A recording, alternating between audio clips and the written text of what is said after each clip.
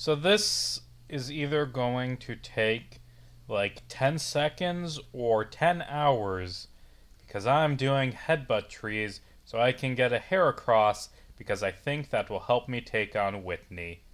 And the headbutt system in this game is really, really confusing and stupid and wait, what we got? Okay. That's fine. I can deal with an eye palm because there is another route where I can headbutt trees. And hey, get on the ball. Get on the fucking ball, eye palm. Stop. Stop breaking out. Okay, that went quicker than I expected. Of course, I don't. I have to. I mean, this isn't the Heracross. This is just another Pokemon to catch. Oh, wait, don't I have someone who can do something about this? Yeah, I can send on my Ghastly, and my Ghastly can hypnosis and or not. Um, so what have I been up to? I've been working on my second Batman video essay. Got my first one done, and it's out, and you can watch it now. Ranking Batman's plans to murder his friends. It's a good video. I think I did a good job on it. It. I was hoping for a bigger impact from it, but it's okay. It's okay. I got a good 200. That is solid. There are videos that I like a lot more that I've just got no videos, uh, no views on at all. Like the big one. The big one is last summer I made Ozymandias, Windwell Rove, and the Martian Obelisk. Probably the best video essay I've ever made, and no one watched it because why would you watch that? It's just the name of three short stories, but one of them's a poem that you haven't read. So yeah, I'm working on that, and I'm working on the part two, which is coming out in a week. I should make that deadline pretty easily. This one's called Ranking Batman's Plans to Kill Superman, and uh, something I don't like Zack Snyder as a director. I've made that very clear. I used to do a superhero movie podcast with my college roommate. It wasn't very good, but anyway, we reviewed a bunch of Zack Snyder DC Comics movies, and the point that I just hammered on and on and on is that I do not like Zack Snyder as a director, and like my problem with Zack Snyder as a director is that there are films that it's the reason people like them. There are a lot of things where you see like, whoa, that's like symbolism, and like this movie is deep and about something, but they never have anything to say about the thing they're talking about. Like, because I had to go grab screen caps from Batman v Superman for this video I'm working on, and it really struck me how the whole movie, there's so much Christ imagery. Like, whoa, Superman is like Jesus. Okay, cool. And what do you have to say about that? That they're like Superman is like Jesus. Yes, yes, yeah. But what's the meaning of that? What is this film's stance on this? And what is the idea the film is about? Well, Superman like Jesus. Like the closest the film ever comes to being about something is like with the Martha scene, where it's like, oh, Batman realizes that Superman is a person and a human and not this god who should be feared. And then immediately after that, Superman dies, and it's like that stylized, like that famous painting of Jesus dying because, whoa, it's like that painting. Look at that. Look at the symbolism that Superman's death is like Jesus' death, even though the whole point of the movie is like that Superman isn't Jesus. So it, and that is the most Zack Snyder thing ever. That it's I made a movie about how Superman would be treated like Jesus, but shouldn't be treated like Jesus, and also like the ending, he's like Jesus because it's like cool visually, and the point, and like Batman, Superman doesn't like Batman because Batman murders and is like dark and edgy, and then in the climax, after learning about humanity and going through his character arc, Batman's still gonna murder a bunch of people because like that's cool. He's so badass. I don't like Zack Snyder as a director. Ooh, what other Batman writers don't I like? I don't like Frank Miller. Ooh, that's a hot take. Actually, my opinion on The Dark Knight Returns specifically has boomeranged while doing this project, where I read through just the ending of it, just the last issue of it while I was writing it, because that was the part that was relevant for the video, because it has Batman's plan for Superman. I read through that and I'm like, yeah, this is actually pretty good. I remembered liking this when I first read it. Frank Miller is a decent writer, and then I read Strikes Again and All-Star Batman for this video. I'm like, actually, no, I take it back. Frank Miller is the worst fucking writer I've ever seen. He is so bad at Batman writing. And then for gotta get the screen caps, go back to The Dark Knight Returns. Actually, this isn't too bad. There are parts of this that. Here's what I'll say about The Dark Knight Returns. The Dark Knight Returns is a good book, but it's a book that becomes much harder to enjoy if you have read the later works of Frank Miller, because the flaws of Miller are much more apparent. Like you see the beginnings of them in The Dark Knight Returns. I'm going to double check that I can actually catch something here. Azalea Town, west of Azalea Town, or east of Azalea Town, that direction. Route 33, Pokemon Generation 4. Headbutt Group A has 30% Heracross. Like, that's the problem. If I'm just getting Spearow and Ipom, that could mean that I'm at the right tree, or it could mean I need to move on to another one, because these mechanics are just so dumb. Is there a level difference? Can I tell from the level? Yes, if they're level 6 or higher, then I know that... Oh, that's clever. If they're level 6 or higher, I know I can't get Heracross there. Oh, that's actually very nice and convenient in this unintuitive and stupid aspect of this game's design. Hold on, was this the one? Or no, was it up? I don't know. But anyway, the thing about The Dark Knight Returns is...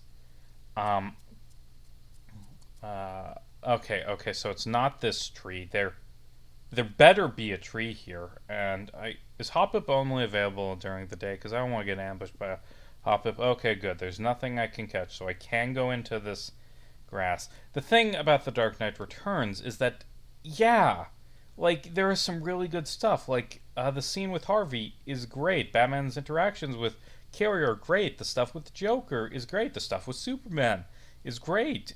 There's a lot of really good stuff in The Dark Knight Returns, but you see the beginnings of the descent into crapitude that would happen in The Dark Knight Strikes Again. Like the ending, of The Dark Knight Returns is Gotham undergoes a blackout and just, those poor people, they rise up and it's chaos and violence, and we just need a strong authority figure to come in and take over with his army of murderers. Yeah, this is good. The strongman taking control of the city because the people can't be trusted, because, when the light's out, they turn into animals, even though that isn't what happens in real life. Yeah, that's fun. And, Frank Miller really seems to hate psychologists, like, just the people who commit crimes are inherently violent and can never not be that, so why are you even trying? That's not a good attitude. That's borderline fascist. And if you look at Frank Miller's other work, but The Dark Knight Returns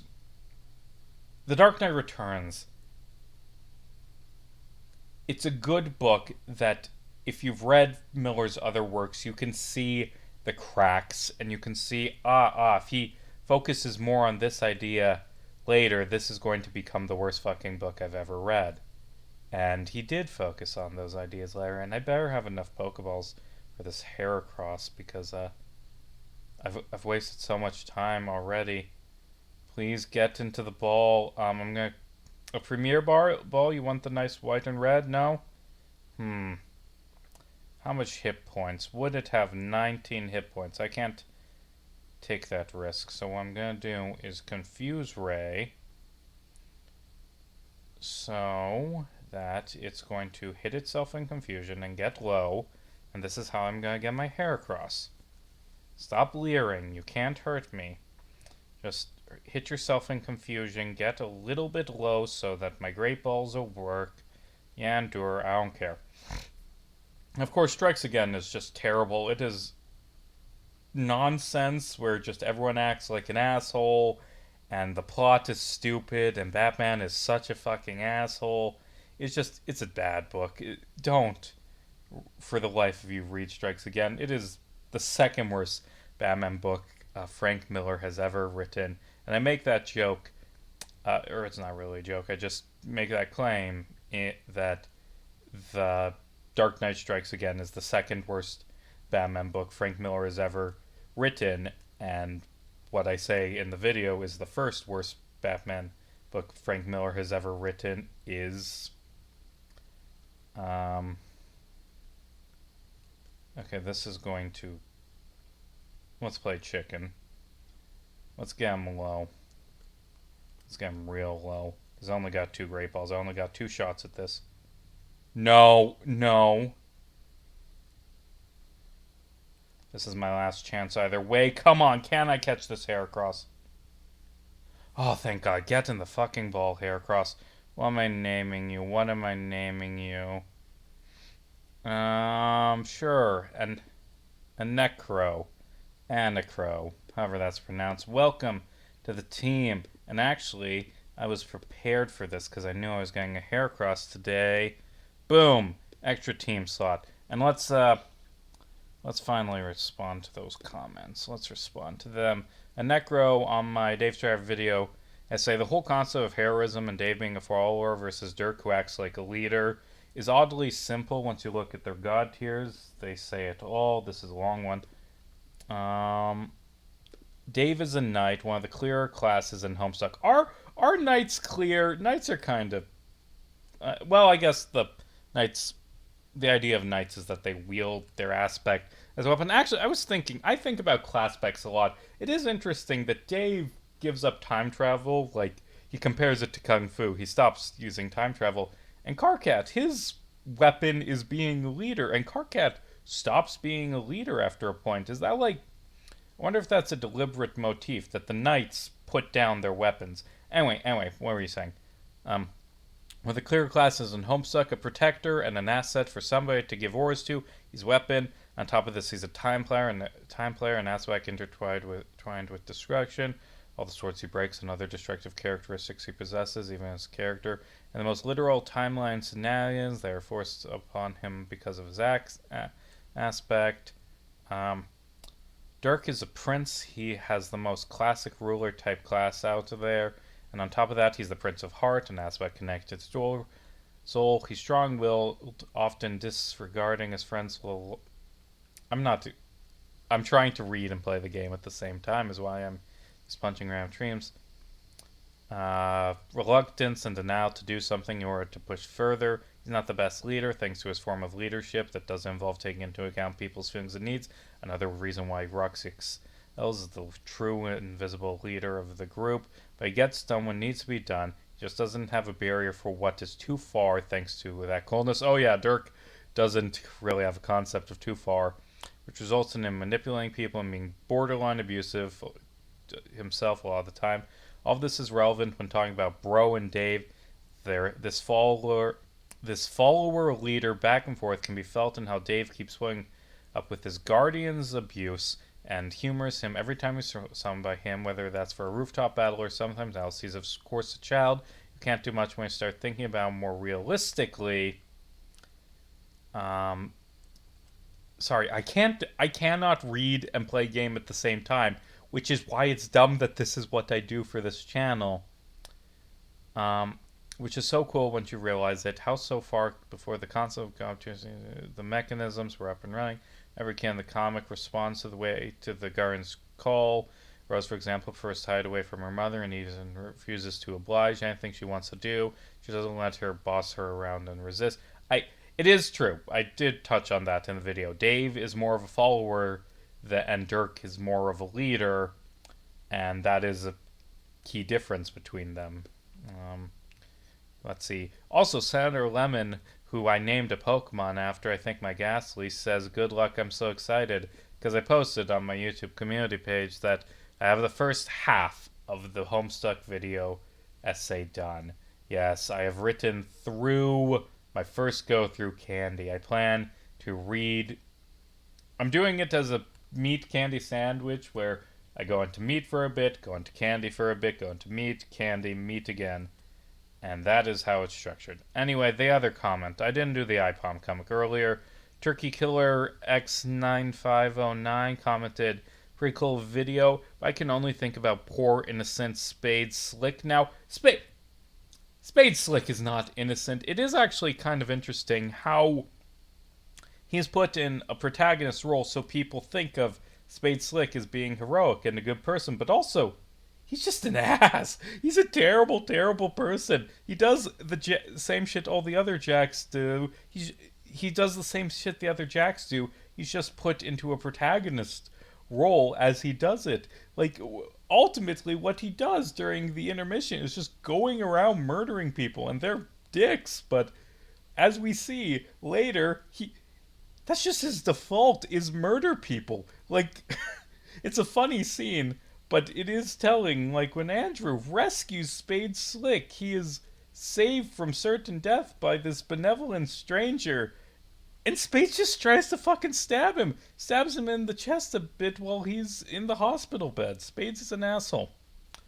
Sounds like Lisa Simpson had a smarter plan, at least, on my Death Note video. Actually, Lisa Simpson in the Simpsons Death Note parody is a better Kira than Light, because, like, when I make fun of that Death Note video, which keeps getting views, is that Light's whole "I'm gonna change the world by killing people who are already in prison.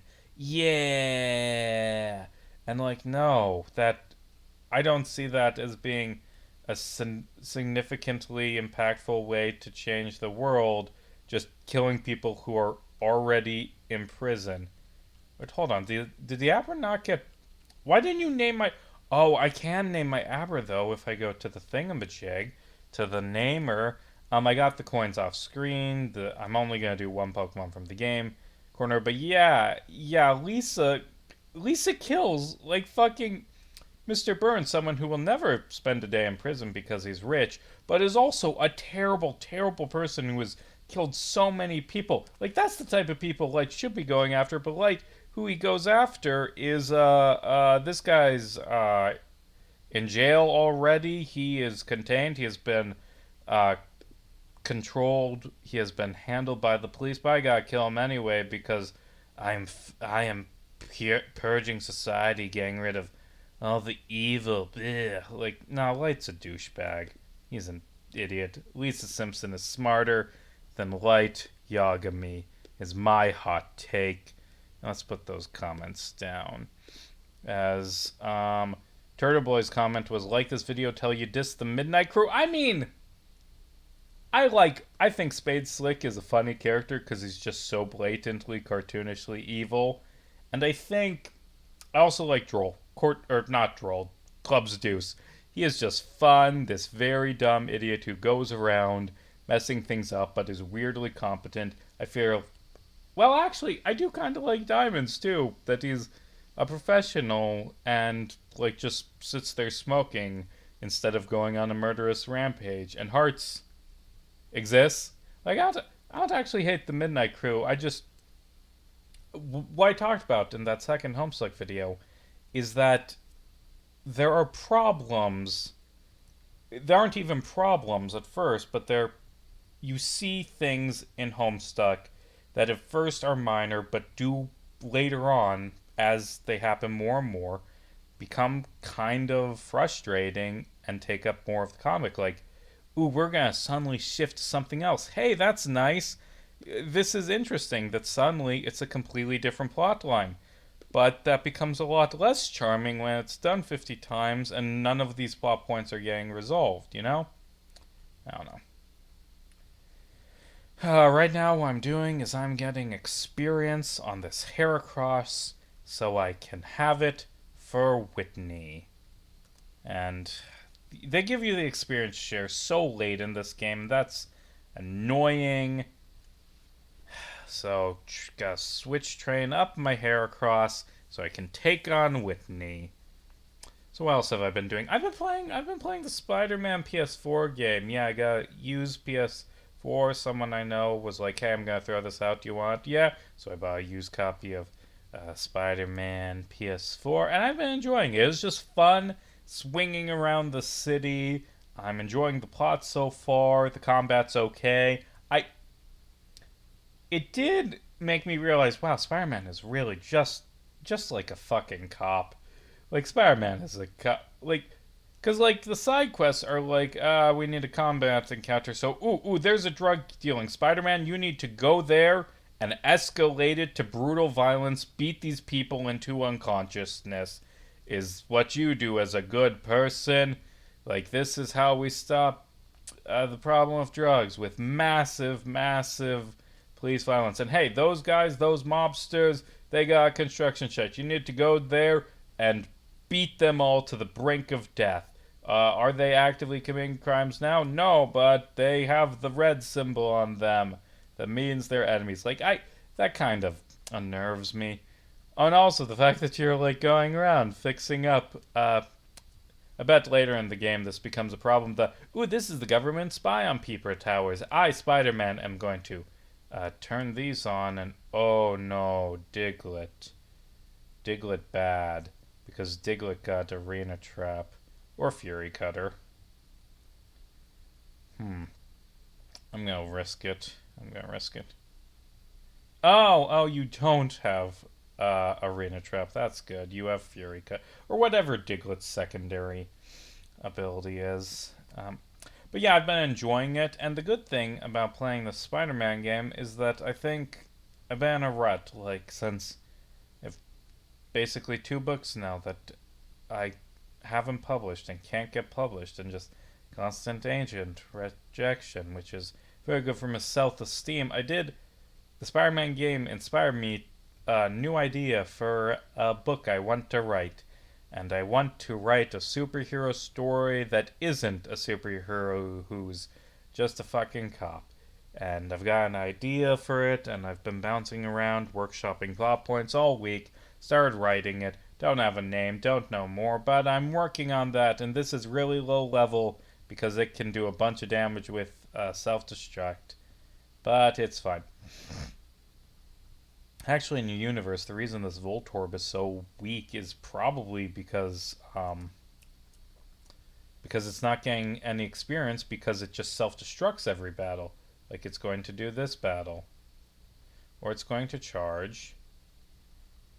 Oh, good, it's going to just keep charging. It would be terrible if I lost my Heracross after all that smacking my forehead on trees.